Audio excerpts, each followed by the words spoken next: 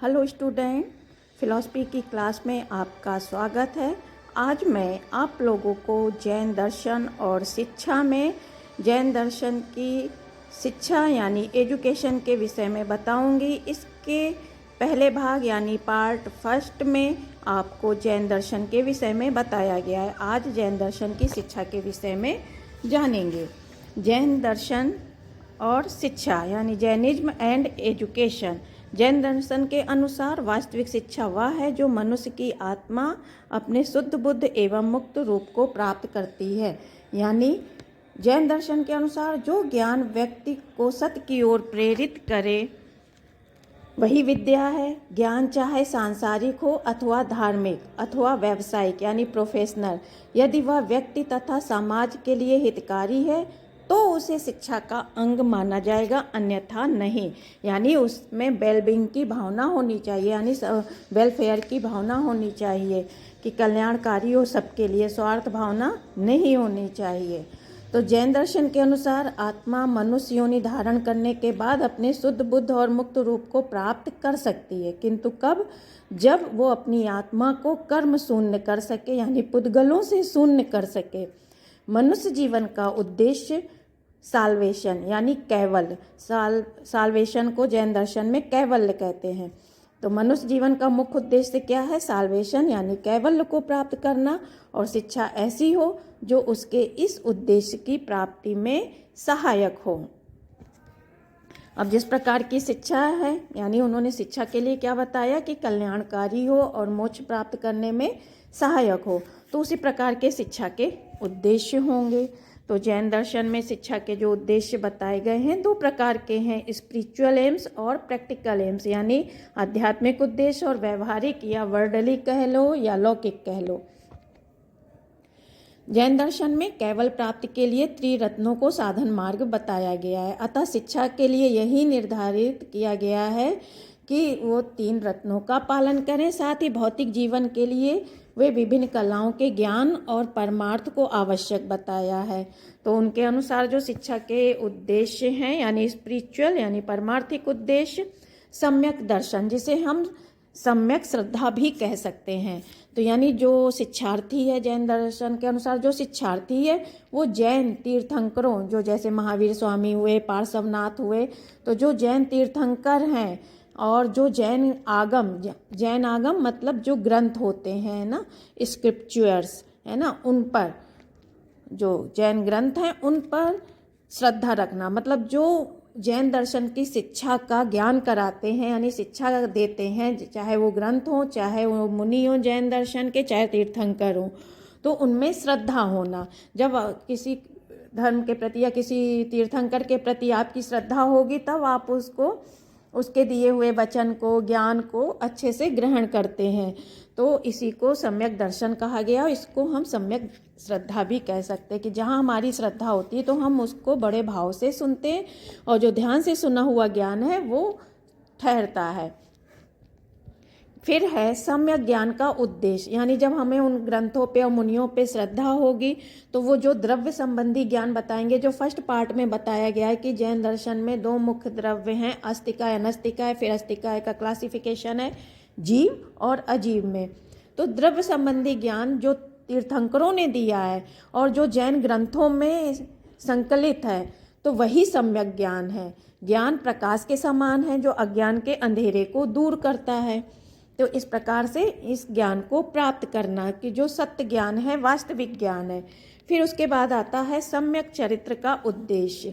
सम्यक ज्ञान तथा सम्यक दर्शन का समाहार, मतलब जो दोनों चीज़ें हैं हमारे किसमें परिलक्षित होनी चाहिए, हमारे कैरेक्टर में परिलक्षित होनी चाहिए।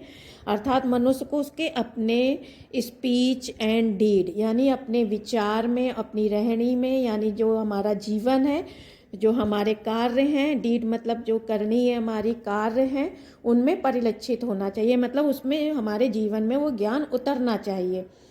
इसके लिए उन्होंने 5 महाव्रतों का पालन बताया है, जो है सत्य, अहिंसा, अस्तेय, अपरिग्रह और ब्रह्मचर्य। यानी सत्य, ट्रुथ, अहिंसा नॉन वायलेंस, अस्तेय नॉन स्टेलिंग, अपरिग्रह नॉन हेडिंग होर्डिंग और ब्रह्मचर्य सेलिबेसी। यानी इन सब का पालन हमारे जीवन में होना चाहिए। इनका हमें बहुत ही कठोरता से पालन करना चाहिए। अहिंसा मतलब मन, वाणी तथा कर्म द्वारा किसी प्राणी की हिंसा नहीं करना, यानी नॉन वायलेंस। ट्रुथ, हमारी जो विचार है, वाणी है तथा व्यवहार में सत्य दिखाई देना चाहिए, हमें सत्य का पालन करना चाहिए। अस्तेय यानी नॉन स्टेलिंग, स्थूल तथा सूक्ष्म किसी भी प्रकार की चोरी नहीं करना, मतलब जो फिजिकल तरीके से है, जो हमारे प्रत्यक्ष रूप से दिखते हैं एक्शन, यानी हमारे जो कर्म, उसमें भी हम किसी प्रकार की चोरी ना करें। और मन जो हमारा सूक्ष्म है, इसको हम सूक्ष्म बोलेंगे, तो हमें इसमें भी किसी प्रकार की चोरी की भावना नहीं आनी चाहिए कि मन में ये आ गया कि इसकी चीज़ बहुत अच्छी है, हम ले लें, तो ये भी क्या है, चोरी हुई। फिर है ब्रह्मचर्य, यानी सभी प्रकार से हमारी इंद्रियों पर नियंत्रण होना चाहिए, काम भोगों में से हमें संयमित जीवन व्यतीत करना चाहिए, और मतलब चारों तरफ से हमारी इंद्रियां कंट्रोल में होनी चाहिए। अपरिग्रह यानी नॉन होर्डिंग, इसमें विषयासक्ति का त्याग करना और अनावश्यक वस्तुओं का संग्रह नहीं करना है, यानी इसको नियंत्रित करना है कि अनावश्यक चीज़ें हमें संग्रह नहीं करनी, जो हमारी ज़रूरत की चीज़ें हैं हम उसी को संग्रह करेंगे। फिर है, ये तो परमार्थिक उद्देश्य हो गए। फिर व्यवहारिक उद्देश्य है, यानी प्रैक्टिकल एम्स, जो है परमार्थ भाव के विकास का उद्देश्य। तो जो ये है ऑब्जेक्टिव ऑफ डेवलपमेंट ऑफ अल्टरिज्म, यानी जो भौतिक जीवन के क्षेत्र में भी हम प्रवेश कर रहे हैं, यानी सांसारिक जीवन में हम प्रवेश कर रहे हैं, तो भी मनुष्य का क्या काम है कि वो दूसरों का हित करे और हर एक प्राणी मात्र के लिए उसके अंदर शुभ मंगल यानी वेलबींग, वेलफेयर और मतलब कल्याण की भावना होनी चाहिए और उसी से प्रेरित होकर कार्य करना चाहिए, यही परमार्थ है। और शिक्षा द्वारा मनुष्य में इस गुण का विकास किया जाना चाहिए। फिर है विभिन्न कलाओं के प्रशिक्षण का उद्देश्य, यानी objectives of training in various arts या स्किल्स, यानी जब मनुष्य व्यवहारिक जीवन में प्रवेश करेगा यानी गृहस्थ जीवन में, तो शिक्षा के द्वारा मनुष्य को अपनी योग्यता अनुसार किसी भी जो भी उसकी रुचि है, कैपेसिटी है, उसके अनुसार किसी कला, उद्योग यानी कोई स्किल डेवलप करनी चाहिए जिससे वो अपना जीवन ईमानदारी पूर्वक व्यतीत कर सके, है ना। तो ये मतलब कोई भी वोकेशनल कोर्स करना चाहिए जिससे वो अपना जीवन यापन आसानी से कर सके।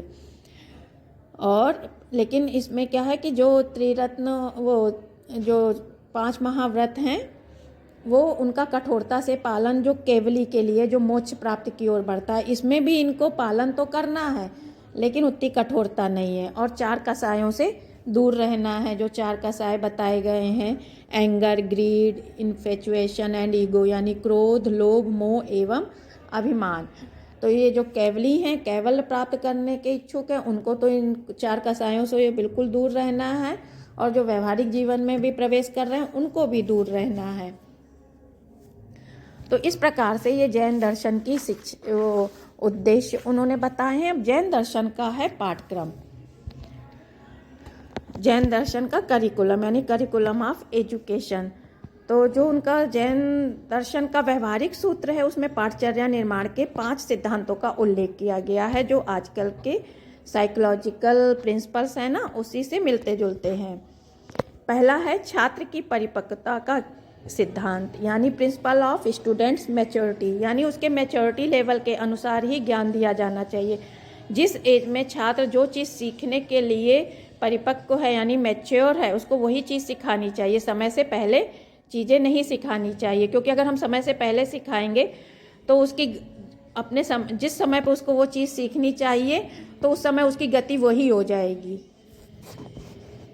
फिर है छात्र की क्षमता का सिद्धांत, स्टूडेंट्स कैपेबिलिटी, यानी उसकी जो कैपेबिलिटी है, उसकी जितनी कैपेबिलिटी है, जितनी योग्यता है, उसके अनुसार ही उसको शिक्षा देनी चाहिए, उससे ज़्यादा नहीं देनी चाहिए। जैसे आजकल शिक्षा में चलता है ना कि समान अवसरों की समानता, तो इसका मतलब है जो कोई भी छात्र शिक्षा से वंचित ना हो, इसका मतलब ये नहीं कि सबको एक समान शिक्षा दी जाए।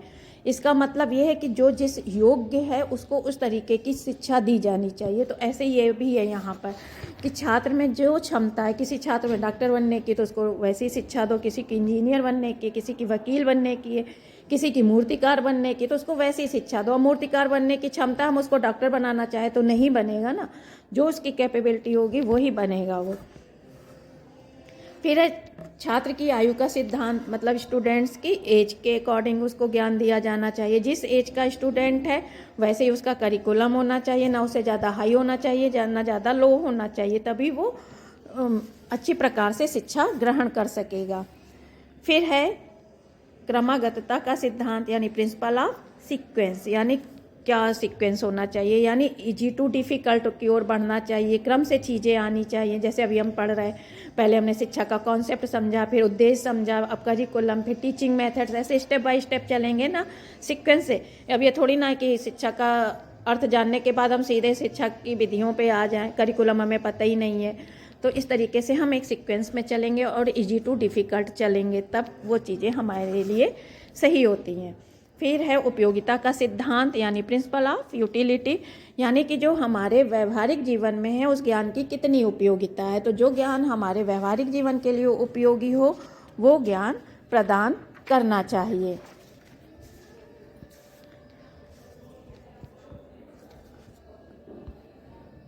अब जैन दर्शन में ये तो सिद्धांत थे, अब उसके करिकुलम पे आते हैं।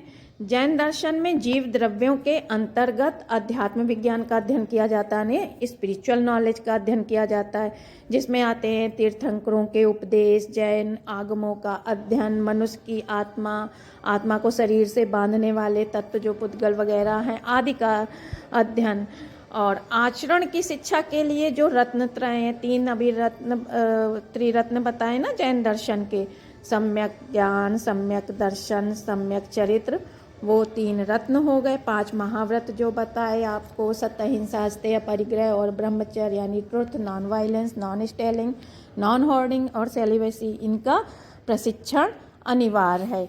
ये जैन दर्शन में आचरण की शिक्षा के लिए, यानी जो परमार्थिक जीवन व्यतीत करेंगे और उनको 4 कसायों से तो दूर रहना ही रहना है।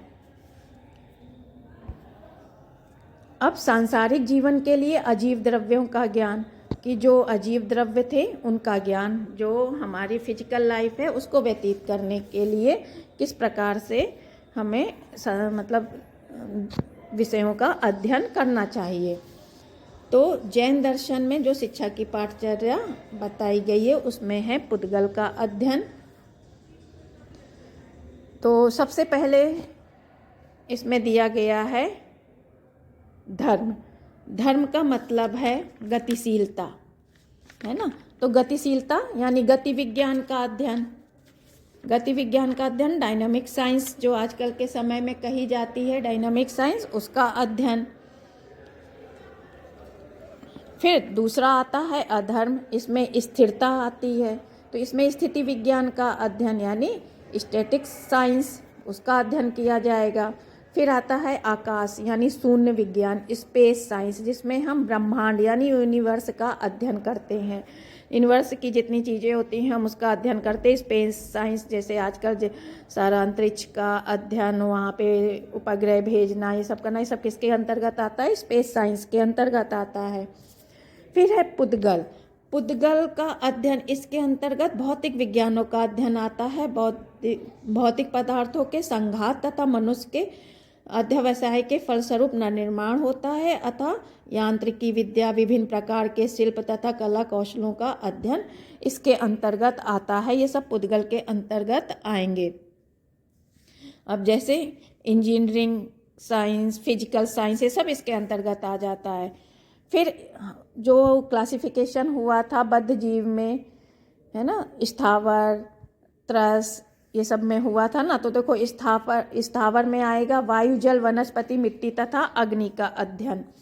तो ये भूविज्ञान है यानी अर्थ साइंस, इसके अंतर्गत हम अर्थ साइंस के अंतर्गत इन चीज़ों का आजकल प्रेजेंट टाइम में अध्ययन करते हैं। फिर त्रस है, त्रस में था ना 2 से 5 इंद्रिय वाले जीव थे, यानी ना जो जिनके 2 सेंस ऑर्गन्स थे, 5 सेंस ऑर्गन्स थे। तो ये सब अध्ययन आएगा जीव विज्ञान के अंतर्गत। वनस्पति विज्ञान और शरीर क्रिया विज्ञान यानी जूलॉजी, बायोलॉजी, बॉटनी, साइकोलॉजी, इन सब के अंतर्गत हम इन सब चीज़ों का अध्ययन करेंगे। फिर आता है काल का अध्ययन यानी इतिहास, सामाजिक विज्ञान यानी हिस्ट्री, सोशल साइंस, इन सब का अध्ययन जो काल का अध्ययन है, जो हमने शुरू में क्लासिफिकेशन बताया था अस्तिकाय एवं अनस्तिकाय। तो अनस्तिकाय में हम काल का अध्ययन करते हैं यानी टाइम का, भाव का, विचार का, समय का। तो ये उसके अंतर्गत है, यानी उसके अंतर्गत आएगा हिस्ट्री, सोशल साइंस वगैरह आएंगे इसमें। फिर ये सब तो उसके अनुसार हो गया, जीव द्रव्यों के अनुसार। अब आता है इसके अतिरिक्त और क्या चीज़ें सिखाई जाती थी। इसके अतिरिक्त इनको लैंग्वेज, ग्रामर, मैथमेटिक्स यानी गणित का भी अध्ययन कराया जाता था। तो इस प्रकार ये का करिकुलम था। जैन शिक्षा के अंतर्गत इस प्रकार की शिक्षा प्रदान की जाती थी।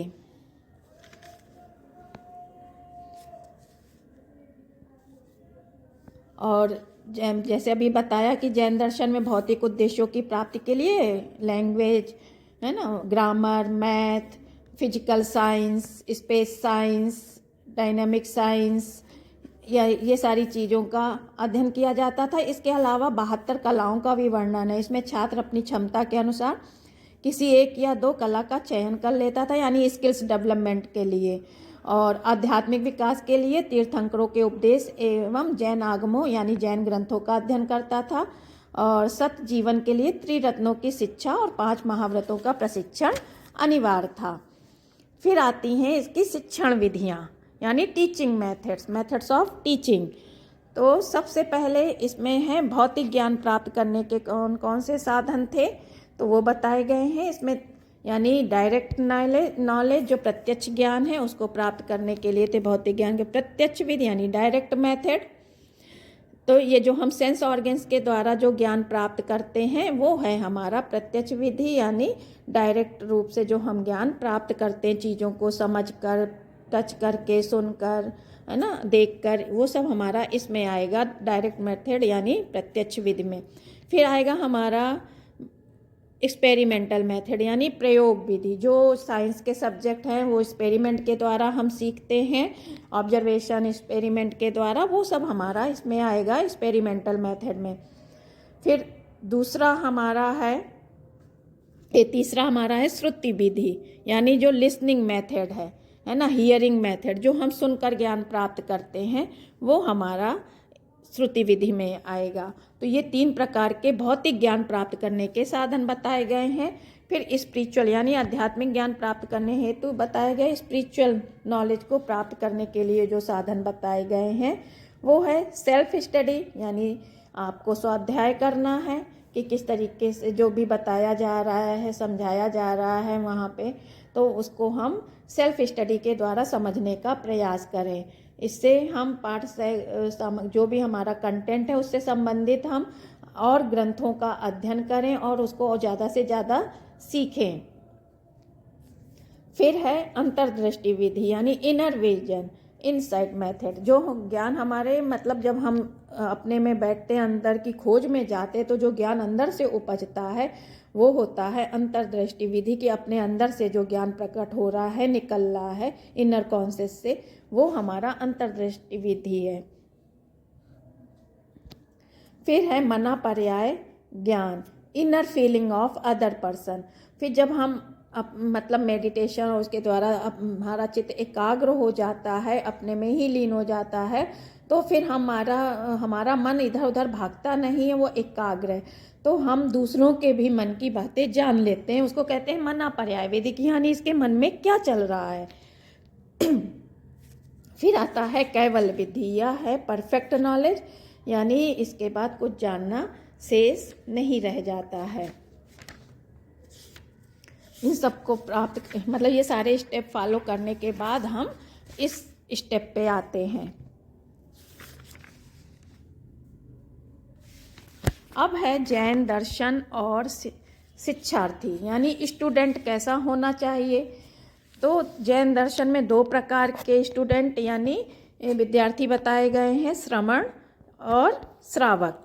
श्रवण कौन है? जो 5 जो महाव्रत अभी पहले बताए उनका पालन और 4 कसायों का कठोरता पूर्वक त्याग करते हैं, वो कहलाते हैं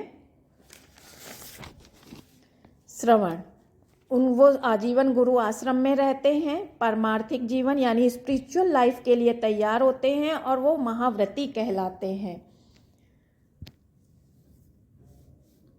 तो ये इस प्रकार के शिक्षार्थी हैं। और श्रावक सांसारिक जीवन में प्रवेश करता है और गुरु में श्रद्धा तो रखता है, लेकिन सांसारिक जीवन में प्रवेश करते हुए वो भी 4 कसायों से दूर रहता है, 5 महाव्रतों का पालन करता है, लेकिन उसमें उतनी कठोरता नहीं होती है। और जैन दर्शन ये भी मानता है कि प्रत्येक बालक का शरीर तथा उसका वातावरण अनेक पौधगलिक परमाणुओं तथा परमाणुओं के मिश्रण से बना है। तो सभी बालकों की आत्मा समान है, क्योंकि ये अनेक आत्माएं मानते हैं लेकिन फिर भी वो समान है, परंतु जो उनमें विभिन्नताएं यानी इंडिविजुअल डिफरेंस दिखाई देता है वो उनके कर्मों के कारण है, क्योंकि ये पुनर्जन्म में ये भी विश्वास करते हैं और कर्म को मानते हैं। तो जो वो डिफरेंस दिखाई दे रहा है वो कर्म जनित है, यानी पिछले जन्मों के कर्मों के कारण है, तथा शरीर के लक्षण यानी और अतः शरीर जनित अंतर, मतलब ये जो फिजिकल बॉडी है उसका अंतर है ये। तो इन इंडिविजुअल डिफरेंस को ध्यान में रखकर, मतलब जो बालकों में ये जो डिफरेंस दिखाई दे रहे हैं शिक्षार्थियों में, उनको ध्यान में रखकर गुरु को शिक्षा देनी चाहिए। उसी प्रकार से करिकुलम का संयोजन करना चाहिए, है ना। शिक्षण विधि भी प्रत्येक बालक के अनुरूप अपनानी चाहिए, नहीं कि हर बालक के लिए हम एक सी चीज़ें यूज करेंगे। तो जैसे हमारे स्टूडेंट्स होंगे हमें वैसे ही करिकुलम अपनाना होगा। तो उनकी विभिन्नताओं को, रुचियों को ध्यान में रखते हुए हम करिकुलम को अपनाएंगे।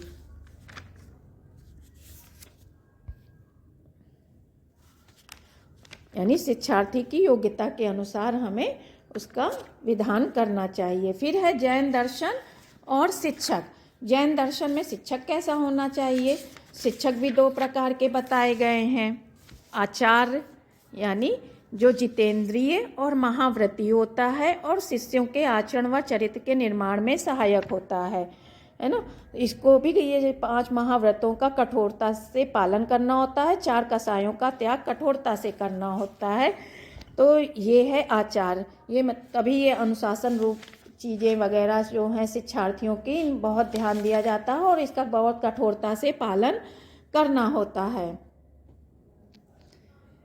यानी शिक्षार्थियों के चरित्र का निर्माण करने वाला होता है कि उसके और आचार को भी कैसा होना चाहिए? जितेंद्रिय होना चाहिए, अपनी इंद्रियों पर उसका कंट्रोल होना चाहिए, ब्रह्मचारी होना चाहिए, उसके जीवन तथा उसका व्यवहार मन वचन तथा कर्म से संयमित होना चाहिए। उसमें 3 प्रकार के नियंत्रण होने चाहिए। कायागुप्ती यानी शरीर पर नियंत्रण, यानी उसकी अपनी जो फिजिकल बॉडी है उस पर कंट्रोल होना चाहिए। वाग्गुप्ती यानी उसकी जो स्पीच है उस पर कंट्रोल होना चाहिए। मनोगुप्ती यानी जो उसका मन है, अर्थात जो उसके थॉट परेड मन में चलती हैं, संकल्प विकल्प चलते हैं, उन पर नियंत्रण होना चाहिए। उसका आचरण समाज सम्मत तथा धर्म के अकॉर्डिंग होना चाहिए और सदा आचरण का वो मूर्तिमान रूप होना चाहिए, ताकि तभी ऐसा होगा तभी वह शिक्षार्थियों की श्रद्धा का पात्र होगा और उसको देख के शिक्षार्थी वैसा अनुकरण करेंगे। फिर दूसरा है उपाध्याय। उपाध्याय को भी 5 महाव्रतों का पालन करना, 4 कसायों का त्याग करना, लेकिन उसमें आचार्य जितनी कठोरता नहीं है। उपाध्याय क्या है? ये मतलब ज्ञान की विशिष्ट शाखा का विद्वान होता है। यानी जैसे आज सब सब्जेक्ट के अलग अलग टीचर्स होते हैं ना, उसी तरीके से हर सब्जेक्ट का अलग अलग उपाध्याय यानी टीचर होता था, यानी प्रोफेसर समझ लो होते थे, विद्वान होते थे। साथ ही उनका सामान्य ज्ञान यानी जो जनरल नॉलेज हो वो उच्च कोटि की हो। सामान्य ज्ञान यानी जनरल नॉलेज उनकी उच्च कोटि की होनी चाहिए और उनकी जो टीचिंग स्किल है ना, स्टाइल, जो टीचिंग स्टाइल है वो ऐसी होनी चाहिए कि वो छात्रों जो वो समझाएं तो छात्रों को समझ में आना चाहिए और छात्र अपनी शंकाओं का निवारण उनसे आसानी से कर सके, है ना। और उसका आचरण भी समाज सम्मत होना चाहिए और वो समाज के लिए आदर्श होना चाहिए, उसका जीवन भी अनुकरणीय होना चाहिए। तो इस तरीके से ये इन्होंने 2 प्रकार के उपाध्याय यानी टीचर्स भी बताए, उपाध्याय और आचार्य। अब आता है अनुशासन। जैन दर्शन में अनुशासन पर विशेष बल दिया गया है। इसमें तप और संयम की आवश्यकता बताई गई है, यानी पेशेंस एंड सेल्फ कंट्रोल इसमें बहुत ज़्यादा जरूरी है। और जैन दर्शन में शिक्षा प्राप्ति के लिए अत्यंत कठोर अनुशासन का प्रावधान किया गया है। महावीर स्वामी ने छात्र अनुशासन में तप तथा संयम को अत्यंत महत्व दिया है, यानी किसको, पेशेंस और सेल्फ कंट्रोल को।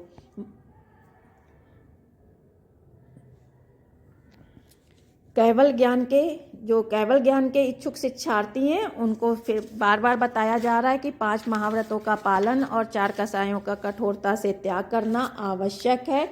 इसी को जैन दर्शन में सच्चा अनुशासन कहा गया है। अनुशासन की मूल बात यह है कि वो जो आचार होते हैं उसके द्वारा जबरदस्ती ये नहीं किया जाता, जबरदस्ती प्रेशर नहीं डाला जाता कि आपको ये कार्य करना ही है, आपसे ये गलती हुई तो आपको इसकी सज़ा भुगतनी है, बल्कि स्टूडेंट स्वयं मांग करता है कि मुझसे ये गलती हो गई है और मुझे इसकी सज़ा प्रायश्चित करना है, तो आप मुझे उपयुक्त सज़ा दीजिए।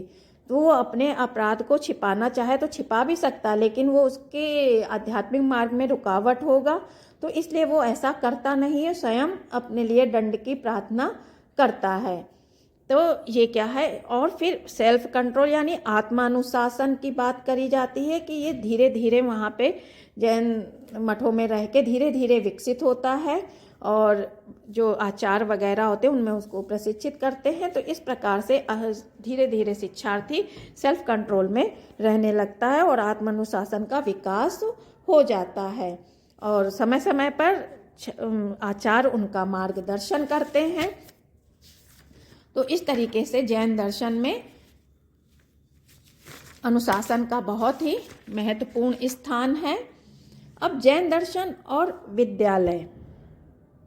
जैन दर्शन में मतलब जो जैसे बौद्ध मठों और विहारों का विकास हुआ, वैसे जैन दर्शन में मठों और विहारों का विकास नहीं हो पाया था उतनी अच्छी तरीके से, लेकिन गुरुगृह में ही शिक्षा की व्यवस्था थी और मतलब वहाँ पे जैन आगमों का ज्ञान दिया जाता था, जैन ग्रंथों का ज्ञान दिया जाता था और व्यवहारिक शिक्षा दी जाती थी और विभिन्न कलाओं का प्रशिक्षण दिया जाता था।